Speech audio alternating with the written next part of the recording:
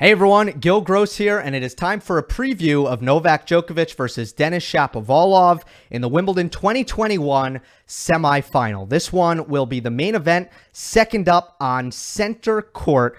Really looking forward to it, and I will go live immediately after that match concludes. So I'd appreciate it if you join me in that. Here's my preview. Head-to-head is 6-0 in favor of Djokovic, but I don't really think that head-to-head fully reflects the tenor of this matchup and how it's evolved over the years, because in 2019, they played 4 times, and Djokovic absolutely wiped the floor with Shapovalov pretty much all 4 times. It was a brutal matchup for the Canadian. But since then, they've played back-to-back years on a surface that is somewhat similar to Wimbledon, the closest you can get without it being a grass court, and that's those Australian hard courts at the ATP Cup. And the last 2 matches have been much closer. In 2020, they went to a 3rd set tiebreak. It was an epic match, really great. Novak, by the way, was playing fantastic tennis at that time, so impressive that Shapovalov was able to make it that close. And then this year, they met again at the ATP Cup, and it was 7-5, 7-5, with Djokovic just coming through in the clutch and getting the break of serve twice in a row at in the latter stages, of both sets. With that being said, despite the fact that this has been close, I do think that Djokovic challenges Shapovalov in a unique way. And that's because I think playing Djokovic requires more patience and discipline than playing anyone else in the world. I'm going to make an analogy here that kind of has to do with the adage, a dead clock is right twice a day. And we're going to talk about discipline and shot selection. That's something that Shapovalov has had to improve throughout his career. And he's done so, but I still think he has more growing to do. But understanding that requirement is going to tell you why Shapovalov has struggled against Djokovic by and large. The reason is this. Shapovalov sometimes looks to attack on balls that are unattackable, that he goes for shots that are super high degree of difficulty and bleeds unforced errors or forced errors even as a result. But Novak is going to make that an even bigger problem for him. Let me exaggerate for a second. Let's say Shapovalov only has one intention, which is finish. Finish. Let's say, I'm going to exaggerate. Let's say he can't have another intention in his brain. And every single shot, he's going to try to finish the point. Well, if he was playing a player who dropped the ball short 4 out of every 10 shots, Shapovalov's shot selection would be correct 4 out of every 10 shots. Now let's say he's playing Djokovic. Finish, every ball doesn't matter. Now his shot selection is going to be correct on only 1 out of every 10 balls because Djokovic is that good at keeping the ball deep in the court and remaining unattackable on his trading, on his neutralizing, mainly those 2. See what I mean?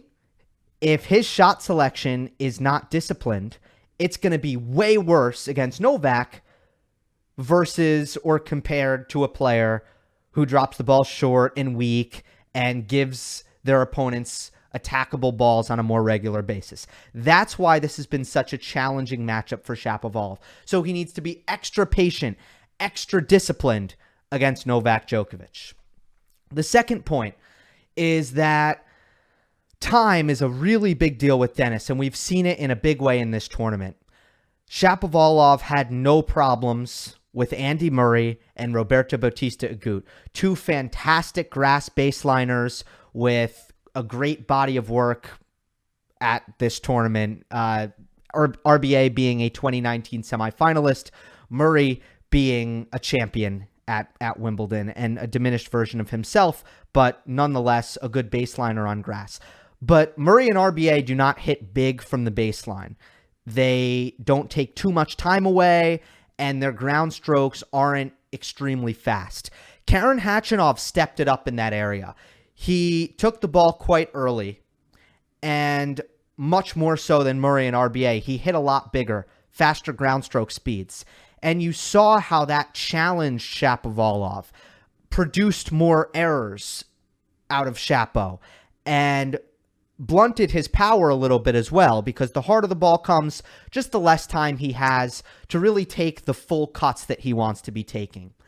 Plain and simple at this tournament, when Shapo has had time, he has been unplayable, and his shot selection has been even more sharp, and the errors have been few and far between. But if you're able to rush him, that's when he struggles a little bit, and he has to go to the backhand slice, which is a shot that he's worked on, but it's still not quite there. There's still development left to go, and it just makes Shapovalov a much more beatable player. So when it comes to Novak, especially on a surface like this isn't going to be really the case like on slower surfaces, but on a quick surface especially, Novak takes the ball incredibly early and does not get enough credit for how big he really hits the ball when you take into account the fact that he's taking it so early. He doesn't have always the heavy topspin. Sometimes he does, but on a quick surface, on grass, he's not going to hit the ball like that. He's going to focus on getting through the court fast to rush his opponent on the other side of the net. And I think Djokovic is just another step up for Shapovalov. I think there's levels to this. I think you have RBA and Murray on a certain level, and when it comes to time, and then Khachanov was a step up. I think Djokovic is going to be another step up. And when it comes to time, half second, split seconds matter. That's what makes all the difference. That is why a serve at 120 might produce a service winner when a serve at 118 miles per hour might not. We're talking about milliseconds rather. So I think Novak is going to be a step up there. Serve percentage is also going to be a key. And I think Djokovic should serve a higher first serve percentage. We'll see what happens. This is an area that obviously we'll be able to see after the match what happens, but I would favor Djokovic to serve a much higher percentage of first serves. I expect both to protect their first serve quite well in this matchup. And, it's important because Djokovic can have serious +1 success. Novak doesn't really have a target to hit to when he's returning against Shapovalov. There's no safe part of the court. And if Shapovalov makes first serves, he's going to hit brutal and punishing +1 play, even if Djokovic gets it on his backhand. And in general, Shapovalov's offensive arsenal will stand up to Novak's movement and defense if Shapo has the time to really get his offense off and unleash those heavy ground strokes. As long as he's coming forward and finishing at the net, I really believe it's going to be hard for Djokovic to consistently neutralize Shapovalov's big hitting off the ground. But that is where the first serve for Shapo versus the second serve for Shapo makes a massive difference, because Novak's ability to return second serves aggressively and rush his opponents off that shot, and how much pressure Djokovic puts on his opponents behind their second serves, is really immense. And it's going to be important for Shapovalov to make his first serves, because it will be difficult for him to protect his second because of the way Djokovic returns. Whereas I think Djokovic can still play pretty neutral / get the advantage off of his second serve. I just think he'll protect his second serve better. First serve could be a different story. I could see a world in which Shapovalov has better success on his first serve points than Djokovic. But in order for that to make a difference, Shapo needs to make more than Novak. And that seems a little bit unlikely, a little bit. Shapovalov is still having a little bit of trouble with his ball toss and just not making quite enough. And then also sometimes getting a little bit predictable with serving out wide and not serving T enough on both sides. So he needs to mix it up, and we'll see if that can come to bite him as well. Is yet to be seen. So with all that being said, here's the key for Novak. I think Novak needs to defend up the middle. not give Shapovalov angles when he's defending, because remember, the forehand isn't safe, the backhand isn't safe. So I think he should just go up the middle and limit the angles. I think Djokovic should hammer the cross-court forehand, just like Khachanov did, but maybe Djokovic can just do it even better, and just try to rush Shapo off that side, but also rush Shapo up the center. Make him move his feet and get out of the way of the ball. I think those kind of body shots, so to speak, are going to be very successful against Shapo, and I think they could draw some errors. So hammer that forehand and the backhand, obviously, just in a way that has lots of, not to small targets, focus on pace, focus on taking time away.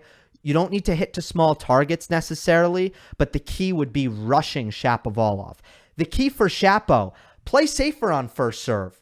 Make sure you're making them, because the second serve, you're going to get yourself in trouble. Stay disciplined, okay? If Djokovic is hitting the ball deep, you need to accept that.